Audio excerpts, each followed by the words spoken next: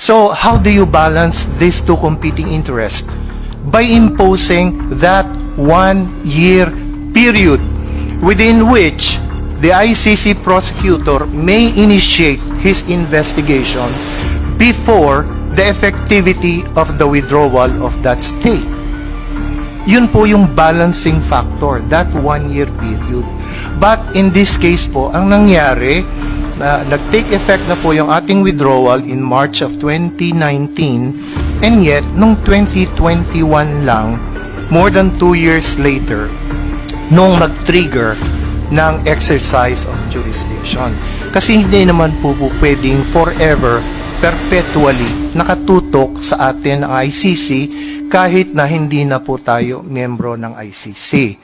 Yun po ang paliwanag kung bakit there is no legal duty on the part of the Philippine government to cooperate.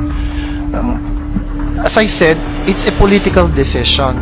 But from a legal standpoint, the President has made it a point, has emphasized that we have no legal duty to cooperate.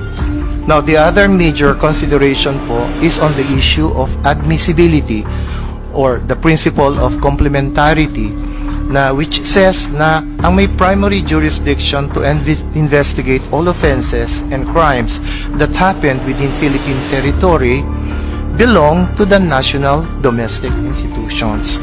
At kung hindi po nagfa-function like some rogue states, I wouldn't say what continent or what, then that's the time that the ICC should enter. Pero hindi naman po tayo nasa kategory ng isang rogue state. We have a functioning legal system, we have a functioning judicial system.